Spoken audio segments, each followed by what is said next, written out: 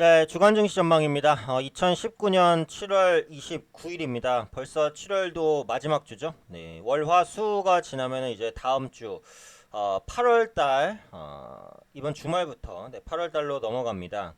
여름도 한참 이제 진행이 되고 있는데 국내 시장은 사실 분위기가 참 굉장히 안 좋아요. 그래서 지난주 말부터 시작해서 금일까지 지수의 급락이 나오는 상황입니다. 사실 제가 전에도 말씀드렸지만 이제 시장이라는 것은 항상 추세에 따르는 게 좋아요. 추세가 꺾이는데 무리해서 이 종목은 좋은 종목이니까 뭐 세력이 있으니까 수급이 있으니까 모멘텀이 좋으니까 실적이 좋으니까 갈 거야 라고 버틸 필요는 없습니다. 그래서 깨지는 건 매도를 하고 저점에서 산다라고 유연하게 생각하셔야 돼요. 주식시장에서 대나무는 반드시 부러져요. 대나무는 반드시 부러집니다. 필 수 있는 유연함이 있어야 됩니다. 주식을 어제 팔고 오늘 사도 뭐라고 할 사람 아무도 없어요. 주식의 장점이 뭐죠? 사고 팔고가 쉽다는 거예요. 부동산 같은 경우 어제 팔고 오늘 그걸 다시 살 수 있어요? 어렵잖아요. 사실상 불가능하다고 봐야 돼요, 그거는. 근데 주식은 어때요? 5분 전에 팔고 지금 살 수도 있는 거잖아요. 그쵸?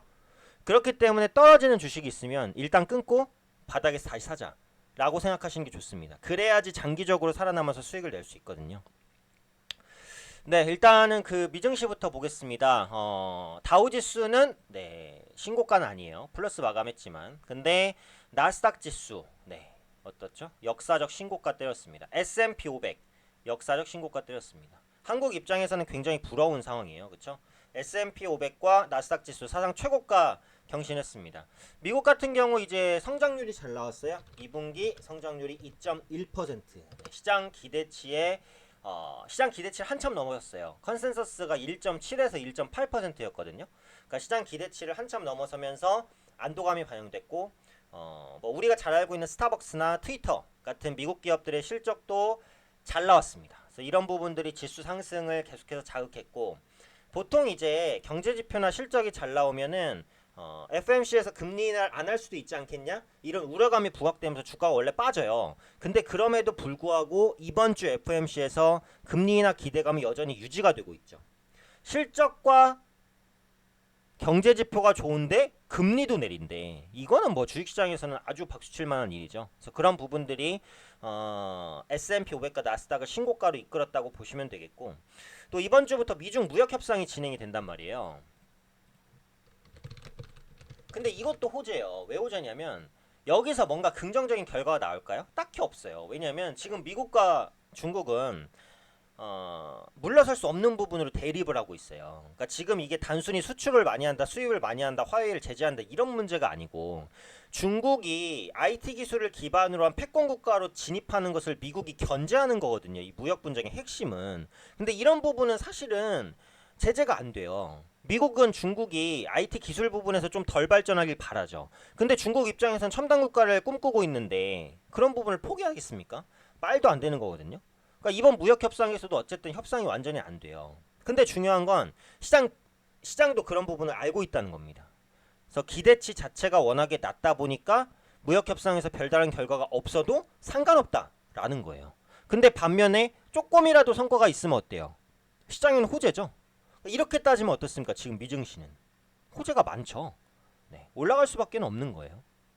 그래서 그런 분위기가 지속되고 지금 미증시는 어쨌든 신고가 패턴을 달리고 있는 상황이기 때문에 추가 반등도 기대해 볼 수 있는 위치다라고 보시면 될 것 같아요. 근데 이제 문제는 국내 시장입니다. 지금 미증시랑 디커플링이 엄청 심해요. 그쵸? 코스피 지수 떨어지고 있는데 사실 차트만 보면 코스피 지수만 봐도 이게 안 좋잖아요. 근데 코스닥 지수는 진짜 말할 것도 없습니다. 오늘 거의 3% 가까이 급락이에요.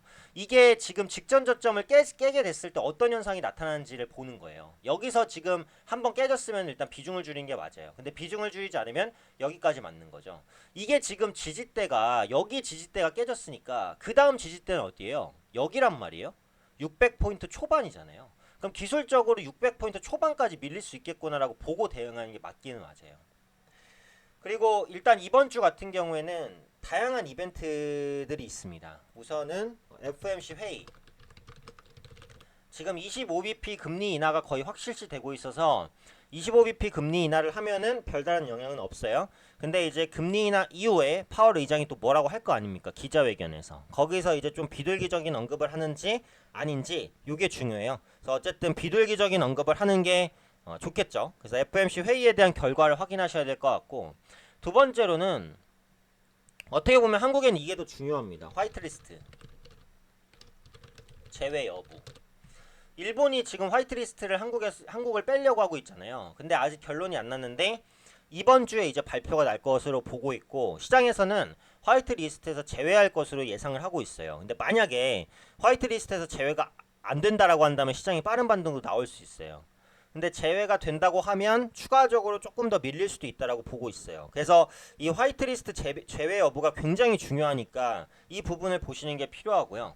그 다음에는 이제 앞서 말씀드렸던 미중 무역 협상입니다.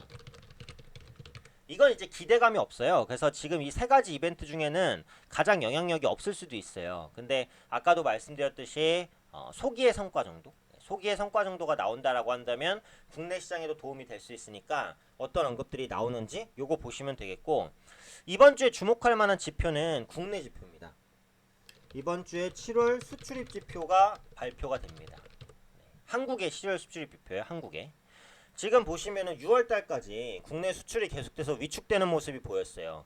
미중 무역 분쟁 영향 플러스 일본이 한국을 또 견제하니까 이 부분 때문에 수출이 많이 타격을 받았는데, 7월 수출입 지표가 조금이라도 개선되면 투자 심리가 많이 살아날 겁니다. 그래서 7월 수출입 지표가 좀 개선이 되는지, 이런 부분들까지 같이 체크하시면 될 것 같아요.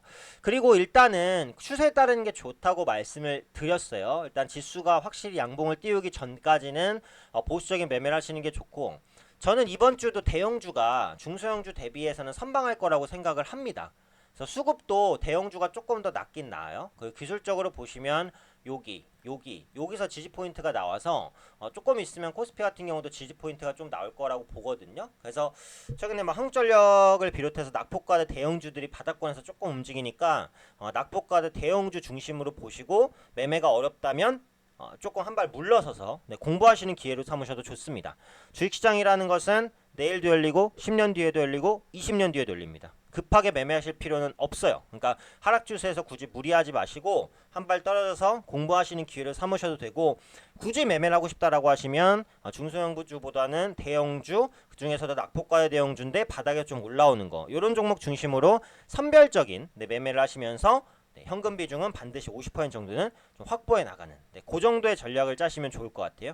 급락 뒤에는 급등이 옵니다. 그렇기 때문에 지금 상황에서 너무 위축되지 마시고 자산을 최대한 지키시면서 나중에 올 반등장을 대비하시면 될 것 같아요. 그래서 이번 주 어려운 시장이지만 기운 내시고 모두 성공 투자하시고요. 저도 적극적으로 여러분들께 이제 도움 드릴 수 있는 정보 꾸준히 제공해 드릴 수 있도록 노력하겠습니다.